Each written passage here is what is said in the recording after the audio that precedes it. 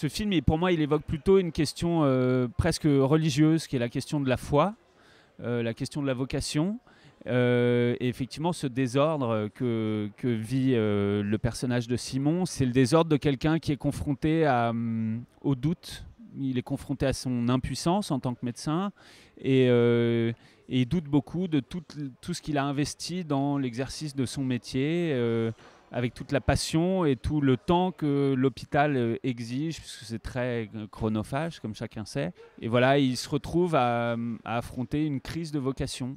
Donc il y a vraiment une idée presque religieuse, et puis qui évoque évidemment l'ordre des médecins. Quand on devient médecin, on prête serment, le fameux serment d'Hippocrate, et c'est en prêtant ce serment, en s'engageant à exercer ce métier selon une éthique très précise, qu'on devient vraiment médecin, quoi.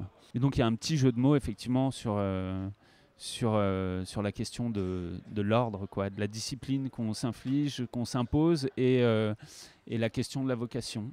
L'une des envies initiales du projet, qui remonte vraiment à très longtemps, c'était de raconter l'hôpital tel que moi je l'avais vécu quand j'étais enfant, c'est-à-dire pas du tout un lieu lié à la mort et à la maladie, mais au contraire quelque chose de très chaleureux et de très joyeux. Moi, j'allais à l'hôpital voir mes parents quand j'étais petit, j'allais les voir au bureau, il y avait tous leurs collègues qui étaient là et nous accueillaient très chaleureusement. C'était notre deuxième maison et c'était un lieu de vie et pas du tout un lieu de mort, quoi. Évidemment, plus tard, l'hôpital est devenu ce qu'il est pour un peu tout le monde, un lieu qui est plus grave du coup. Je savais qu'il y avait là, entre l'expérience que j'avais eue enfant de l'hôpital et l'expérience qu'on partage avec tout le monde, quoi, il y avait un point de tension qui pouvait peut-être être le point de départ d'un film. Comme on était quasiment en studio, on a pu tourner presque complètement dans la continuité.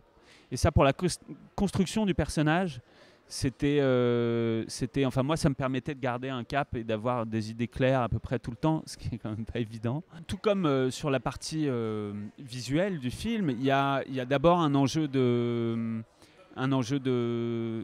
réalisme. Le réalisme n'est pas quelque chose qui m'intéresse particulièrement, mais quand on investit un univers comme celui-ci, il faut absolument être rigoureux sur la reconstitution et sur la précision des gestes, etc.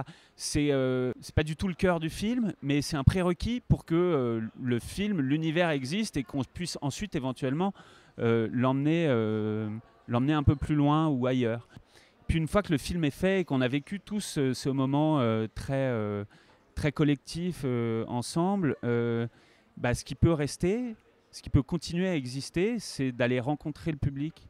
Donc le festival, c'est pour ça aussi une opportunité incroyable.